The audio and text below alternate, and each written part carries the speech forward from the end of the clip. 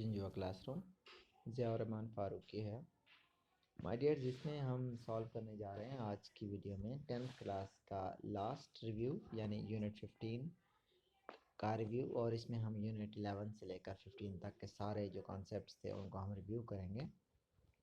तो पहला जो हमारे पास है माय डियर्स वो है डू एज डायरेक्टेड, यानी हमने पढ़ा था सेंटेंसेस की काइंड्स पढ़ी थी, तो उस काइंड के मुताबिक हमने इसको चेंज करना है। ठीक है जी, हमारे पास टोटल 4 काइंड्स थी, पॉजिटिव, नेगेटिव, इंटेरोगेटिव, ओके और एक्सक्लेमेटरी। तो अगर आप यहाँ पर देखें, पहले का हमने नेगेटिव बनाना है। ठीक है जी, तो नेगेटिव बनाने के लिए आपने तीसरे नंबर पर जुमले में नॉट लगाना होता है। तो अमजद इज़, और बस आप इसके साथ यहाँ पर नॉट लगा दें तो ये उसका नेगेटिव बन जाएगा। सवालिया बनाना है तो आप हेल्पिंग वर्ब लें, उसको जुमले के शुरू में ले जाएं तो वो इंटेरोगेटिव बन जाएगा, जैसे कि is it training cats and dogs. ठीक है, और लास्ट में सवालिया निशान लगाना आपने नहीं भूलना है। नेक्स्ट है कि इसको अफॉर्मेटिव में लेकर आना है। अफॉर्मेटिव जो है वो स्टेटमेंट या डेक्लेरेटिव जो सेंटेंस होता है, मतलब मुस्बित जुमले में लगाना है। तो आपने सिंपली नॉट हटा देना है। उसके बाद अब देखें, शी डज़ ईट मीट और फिश, तो ये भी सेंटेंस ठीक है। ठीक है, तो इस टेंस के मुताबिक आपके पास बनेगा वो ईट्स बनेगा। ठीक है, फिर आप डज़ को भी हटा देंगे, प्रेजेंट इंडेफिनाइट का जुमला है। और अगर आप इस तरह का जुमला लिखते हैं, for example I do like pizza, तो इस तरह का जब सेंटेंस होगा आई डू लाइक पिज़्ज़ा, ये बिल्कुल ठीक है। अगर आप कहेंगे शी डज़ लाइक पिज़्ज़ा, तो अगर आप शी डज़ लिख देते हैं तो वो भी ठीक है, क्योंकि आपके पास जो मेन वर्ब है वो फिर डू इस्तेमाल हो रहा है। और ये डू हम क्यों इस्तेमाल कर रहे हैं, ये हम स्ट्रेस के लिए करते हैं। तो अगर आप सिर्फ नॉट हटा दें तो भी जुमला ठीक हो जाएगा। उसके बाद है कि एक्सक्लेमेटरी में साइन ऑफ एक्सक्लेमेशन लगाना होता है, और उसमें आपने एक इमोशन पैदा करनी होती है, खुशी वाली, गम वाली या हैरानगी वाली। ठीक है, तो it was careless of him to leave the door unlocked, मतलब वो कितना केयरलेस है कि वो दरवाज़ा जो है वो अनलॉक छोड़ गया। तो अगर आप देखें यहाँ पर, तो how careless is he, okay, और यहाँ पर आपने sign of exclamation to leave the door unlocked. ठीक है जी, तो ये आपके पास सेंटेंस बन जाएगा, how careless is he to leave the to leave the door unlocked. और अगर आप यहाँ इज ही के बाद ये ना लगाएं और लास्ट में भी लगाएं तो भी ठीक है। इनका नेगेटिव बनाने में मदर मेक्स, तो मेक्स के आपने करना है मेक्स से पहले डज नॉट। ठीक है जी, माई मदर डज नॉट, और फिर मेक्स बन जाएगा मेक। नेक्स्ट है सवालिया बनाना है, तो शी राइट्स, तो आप स्टार्ट में डज लगा दें, डज शी राइट, ओके, और आखिर में सवालिया निशान लगाना नहीं भूलना है आपने। इसको फॉर्मेटिव में लिखना है, जैसे कि I do not have two sisters, तो डू नॉट को हटा दें, आई हैव टू सिस्टर्स, ये पॉजिटिव जुमला बन गया। शी वॉज क्लेवर, इसको exclamatory, she was clever to solve the problem that way. How clever, how clever was she, अब यहाँ सेंटेंस बनेगा आगे, to solve the problem that way. ठीक है जी, तो इसमें हमने देखा चेंज किए हैं, और ये हमारा 11 यूनिट में आया था। अगले यूनिट में हमने पढ़ा था कि इन जुमलों को choose the correct option, right. A subject and a verb that can not stand alone is called, मतलब एक सब्जेक्ट और एक वर्ब जो एक अकेला जुमला नहीं बना सकता है तो उसको हम फ्रेज कहते हैं। ठीक हो गया, तो अगर आप देखें यहाँ पर, सॉरी, क्लास कहते हैं सब्जेक्ट एंड वर्ब। ठीक है जी, जब वो एक अलहदा जुमला यानी पूरा सेंस क्रिएट नहीं करता है तो फिर उसको हम डिपेंडेंट क्लास कहते हैं, राइट। क्योंकि यहाँ पर मैं आर समझ रहा था, अगर आर होता तो फिर ये फ्रेज होता, लेकिन फ्रेज का यहाँ पर ऑप्शन नहीं है और ये आर भी नहीं है दरमियान में। Since we had only gone a mile from camp, we could turn back before dark। अगर आप इस जुमले में देखें तो कामा इस्तेमाल हुआ है, और ये आपके पास एक कोऑर्डिनेट कंजंक्शन इस्तेमाल हुई है, तो इसको हम कंपाउंड सेंटेंस कहते हैं। I know you don't like him but that doesn't matter. ठीक है जी, इस जुमले में भी अगर आप देखें कामा यूज़ हुआ है। ठीक है जी, तो ये भी एक कंपाउंड सेंटेंस है, बट जो है आपके पास है कोऑर्डिनेट कंजंक्शन है, और कोऑर्डिनेट कंजंक्शन यूज़ होती है कंपाउंड सेंटेंस में। While the dinner was being served, Sana sneaked in through the side door। तो अगर आप यहाँ पर देखें, जो while इस्तेमाल हुआ है ये आपके पास है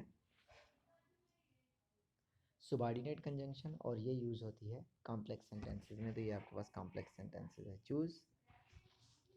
choose the clouds promise snow we might, sorry ये those clouds promise snow we might get another snow day off from school.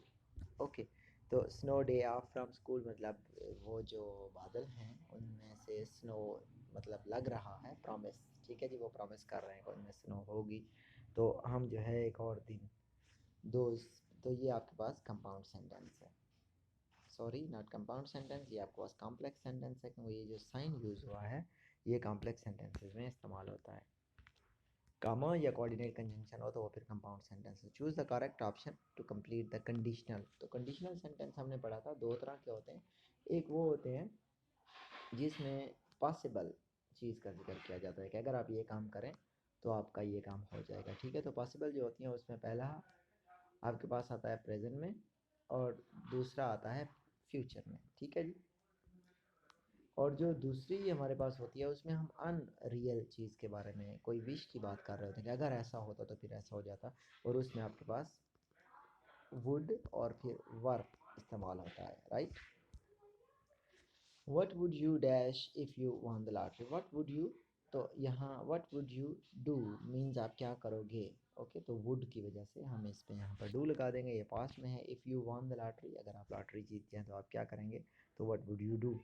She wouldn't be nervous if she, देखें वुडेंट आ गया तो वुड वाला सेंटेंस आ गया। अब हमने यहाँ पर पास्ट वाला लगाना है अगले जुमले में। If what she wouldn't be nervous if she did her homework, ठीक है जी, यानी वो नर्वस ना होती अगर उसने अपना होमवर्क किया होता। इफ़ माई ग्रैंड मदर, तो यहाँ पर आपने लिखना है वर अलाइव ही वुड बी, तो वर और वुड बी डी वाला सेंटेंस आपके पास ठीक हुआ। If you printed both sides, यानी अगर आपने दोनों साइड्स प्रिंट की होती, you would have saved, okay. तो यहाँ पर आपके पास है you would save, okay, you would save the paper. Would के बाद आपने वो आपकी पहली फॉर्म लगानी है जैसे कि हमने यहाँ पर लगाई थी, ओके। नेक्स्ट है आपके पास कि we dash football if the weather were good, we would be able to play football, we would be, तो वुड के बाद आपके पास बी आएगा, और यहाँ we would be able to play football, we will भी नहीं होगा माय डियर। वुड के वी वुड वुड और वर दोनों इकट्ठे नहीं आ सकते हैं। Were able, we were able to play, तो वर चूँकि आगे में यूज़ हुआ है तो वर वाला ये भी यूज़ नहीं करेंगे, और ये अकेला ऑप्शन पहला बचता है। यानी आप एलिमिनेट करना सीखें माय डियर्स, यानी एलिमिनेट करना सीखें कि ये भी नहीं होगा, ये भी नहीं होगा, ये भी नहीं होगा, तो लास्ट में आपको सिर्फ दो ऑप्शन बचेंगे और उनमें से आपने कोई ना कोई एक सिलेक्ट करना होगा, या लास्ट में एक ही बच जाएगा if you know the rule, okay. If you dash a bike wouldn't cycle to school, if you weren't हम यूज़ नहीं करेंगे, ठीक है।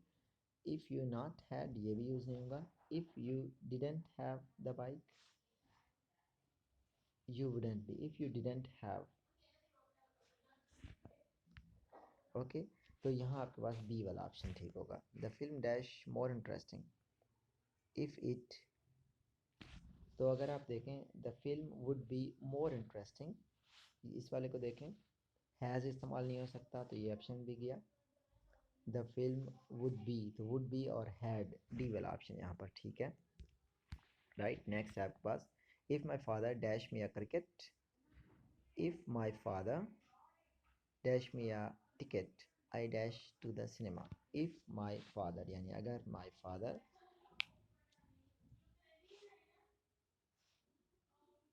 अगर आप यहाँ पर देखें माय डियर्स, ये पहला ऑप्शन नहीं है, ठीक है जी। If my father weren't buy, no ये भी नहीं हो सकता। If my father wouldn't buy me a ticket, तो दोनों नेगेटिव में लेते हैं तो सी वाला। If my father wouldn't buy me a ticket, यानी अगर मेरे फादर मुझे नहीं लेकर देंगे, I didn't go to the, means मैं नहीं जाऊँगा। अब उसके बाद हमने एक्टिव वॉइस और passive voice sentences correct choose करने हैं। तो यहाँ आपके पास है they probably won't attend lecture tomorrow, okay. तो यहाँ हम देखते हैं दे सब्जेक्ट है, ओके, और जिसको अटेंड कर रहे हैं यानी ऑब्जेक्ट वो लेक्चर है, ठीक है जी। तो हम देखते हैं लेक्चर, तो लेक्चर आपके पास सबके स्टार्ट में आ रहा है, राइट। और देम किन किन में आ रहा है, bye them, bye them, bye them और बाय देम, राइट। तो ये हमारा जो पहला ऑप्शन था वो तो फिट आ रहा है, ठीक है। तो वुड नॉट यहाँ पर आ रहा है, यानी वॉन्ट, ठीक है जी। तो the lecture want be attended, ठीक है जी। तो प्रॉबेबली भी हमने लगाना है, द लेक्चर प्रॉबेबली वॉन्ट, ये वाला ऑप्शन देख लेते हैं, want be attended by them tomorrow, right. तो अगर आप यहाँ पर देखें तो सिर्फ बी वाला ऑप्शन आपके पास सही है। क्यों? क्योंकि लेक्चर यहाँ पर आ गया और प्रॉबेबली हमने वर्ब से पहले लगाना है, would not be attended by tomorrow, ठीक है जी। तो यहाँ तक ये ठीक हो गया, बाय देम और फिर टुमारो को हम लास्ट में ले जाएंगे, राइट। नेक्स्ट है आपके पास, he was driving a car when accident occurred. तो देखें माय डियर्स, आपने व्हेन एक्सीडेंट अकर्ड को कुछ भी नहीं कहना, यहाँ पर ही वाज और फिर कार, ठीक है जी। A car was being driven by him, ठीक है जी। तो यहाँ देखते हैं, आकार वाज, ये ऑप्शन भी नहीं है, ये ऑप्शन भी नहीं है, आकार वाज बीन, ये भी नहीं है, तो डी वाला ऑप्शन ठीक है, आकार वाज बीइंग। क्योंकि हम कॉन्टीन्यूस में हैं तो कॉन्टीन्यूस का हम अपना हेल्पिंग वर्ब इस्तेमाल करेंगे, यानी वाज या वर।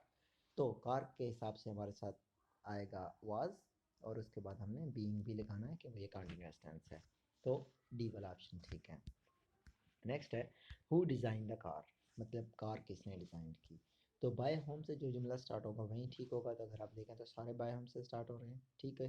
तो आप चूँकि ये सवालिया है तो हमने सवालिया भी रखना है उसको, ठीक है जी। तो बाय होम के बाद वाज जिसमें आएगा वो ठीक होगा। तो बाय होम के बाद वाज इसमें आ रहा है, इनमें नहीं है, ठीक है। By home was a car designed, तो सी वाला जवाब ठीक है। They took her to the hospital yesterday, yesterday को बाद में रख लें, द हॉस्पिटल सब्जेक्ट आएगा। तो और उसके बाद है शी भी आ सकता है क्योंकि इसमें दो ऑब्जेक्ट हैं। तो she was taken, she was taken वाला सेंटेंस है, she was taken to the hospital. और बाय देम भी आना चाहिए उसमें, तो पहला ऑप्शन नहीं है ठीक, दूसरा तो बिल्कुल ठीक नहीं है, तीसरा भी नहीं है। She was taken to the hospital yesterday, they का ऑप्शन कहीं भी नहीं है। शी वाज टेकन, देखें ये वाला भी नहीं है ठीक। तो अब हम दोबारा देखते हैं कि बाय देम का तो उसने जिक्र ही नहीं किया, हालांकि होना चाहिए था। तो बाय देम नहीं है, ठीक है जी।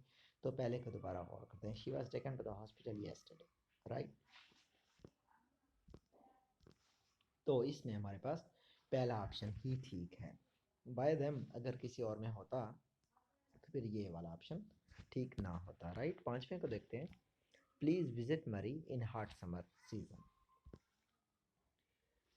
अच्छा जी, तो इसको हमने पैसिव वॉइस में चेंज करना है, मरी, क्योंकि प्लीज़ हो रहा है और ये प्रेजेंट इंडेफिनिट का सेंटेंस है।